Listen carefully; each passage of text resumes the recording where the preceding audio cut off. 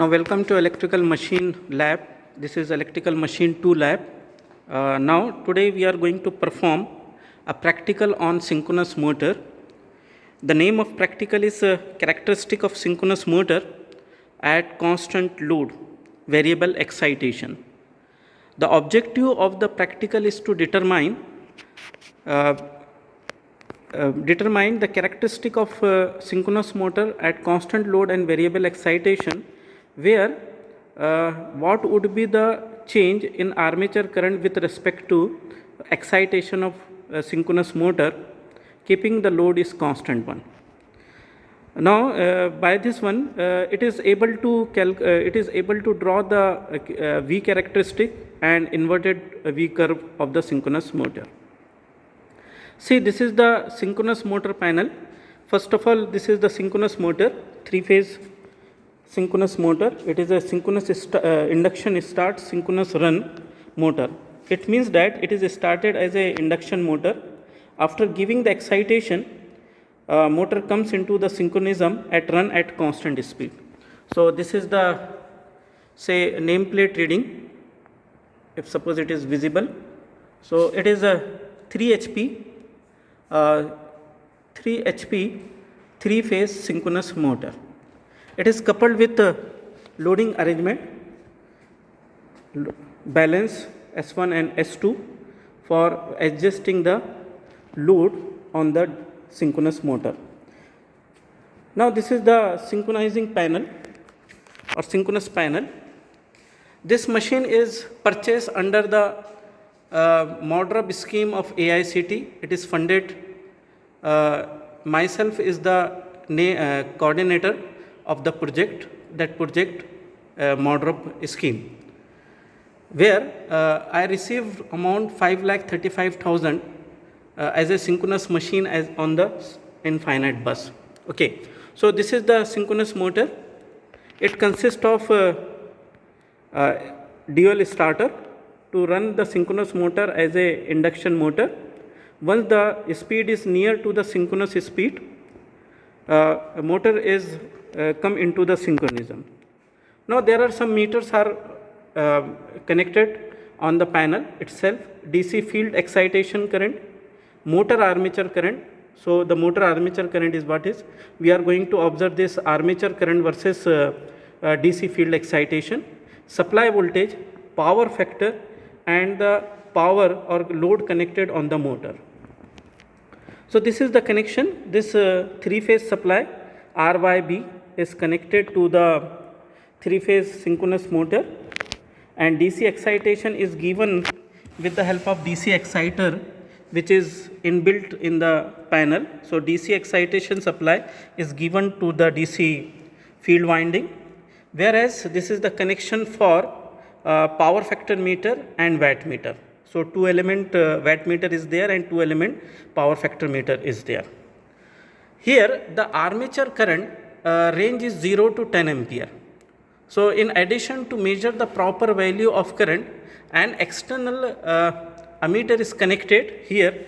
This is an external ammeter is connected whose range is 0 to 5 ampere. So this is the description of circuit diagram and a synchronous motor. So now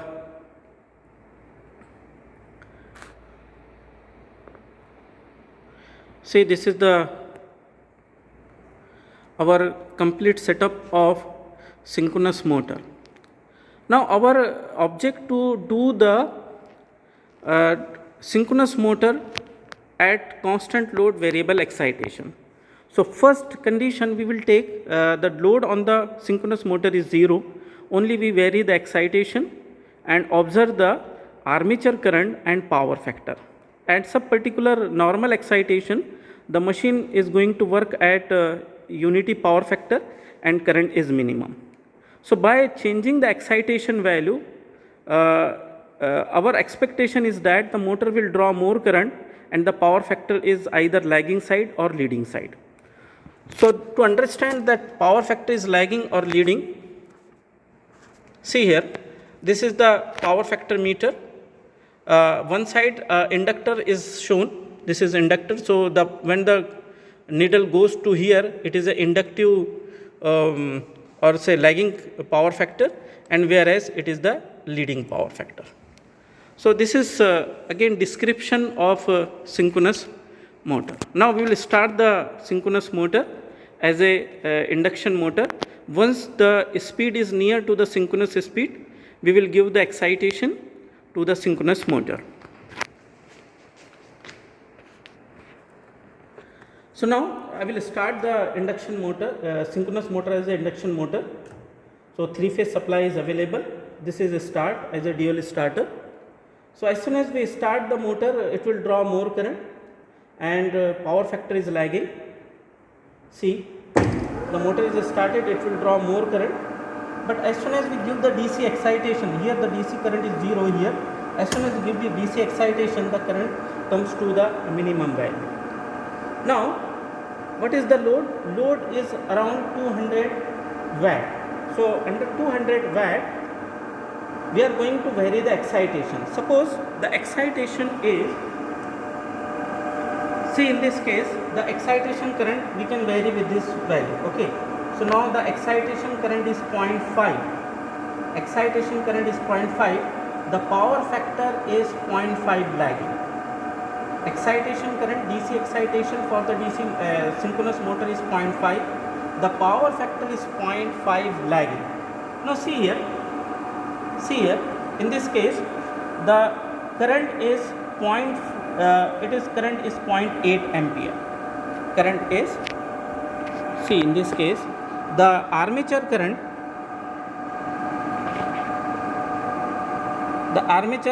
is 0.8 ampere because we have selected the range 5 ampere. Now we will increase the excitation. See here, the excitation current is 0.5. Excitation current is 0.5. I will increase the excitation as 0.75. Now see, the power factor goes to the leading one. Power factor goes to the leading one. Now we will vary very smoothly again. Say 0.5. Say it is 0.55. So now the field current is 0.55. The power factor become around 0.8 lagging, whereas the current, armature current, decreases from 0.8 value. Again we will increase the excitation by 0.05, so it is a 0.6 ampere. The power factor become 0.99, nearly 0.99. The power factor is 0.99. So see here very closely, power factor is in the range of this is 0.8, this is 0.9, this is 0.99, this range is 0.99. So in the range of 0.95 to 0.99 the power factor, the current has been increased. At the same time, the armature current become 0.4. So armature current is smaller. Again we will increase the excitation to make the power factor is equal to unity. So this is the power factor is perfectly unity, and current is 0.65. Current is field current, DC field excitation current is 0.65. Under such condition, the armature current become 0.2. So here the armature current is minimum and power factor is 1. So first conclusion is that motor draws minimum current at unity power factor, and the excitation current for this load is a normal excitation is 0.65. Now again increase the excitation. Say the excitation has been increased to 0.7. When the excitation is 0.7, the power factor of the motor decreases to the 0.9, but it is in the leading side. So here the excitation is more than normal value. So motor works on leading power factor, and it supply the reactive power to the load or reactive power to the system, leading reactive power to the system. Now as the power factor is not unity, the armature current increases, so it is nearly 1 ampere. So it means that again we say that the power factor is unity, the armature current is minimum. Next, again we will increase the load. I will increase the excitation. The excitation is increased to say 0.8 ampere. Here the excitation current is 0.8 ampere. Now the power factor become 0.5 lagging. As soon as the power factor of the motor become 0.8, 0.5 leading, under such condition the armature current value is higher. So it means that on leading and lagging power factor, motor draws more current and armature current will be minimum only when the excitation is normal and motor is working at unity power factor. And the variation of armature current with respect to the field current gives the V curve.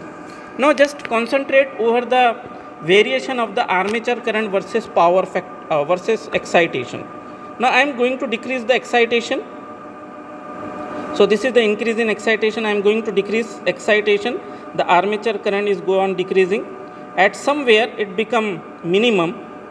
Now again decrease in power excitation current, the current increases. So needle comes to the near to the minimum value and again goes to the higher value. This means that at constant load the armature current is minimum at unity power factor and the excitation is called as a normal excitation, and above and below the armature current will be more and it is called as a over excitation and under excitation. Under excitation motor works on lagging power factor and consume reactive power, and under over excitation motor work on leading power factor and supply the reactive power to the system. Now we will increase the load. This is the no load condition. By increasing this shaft, the load is increasing so that we can take the second set of reading. So now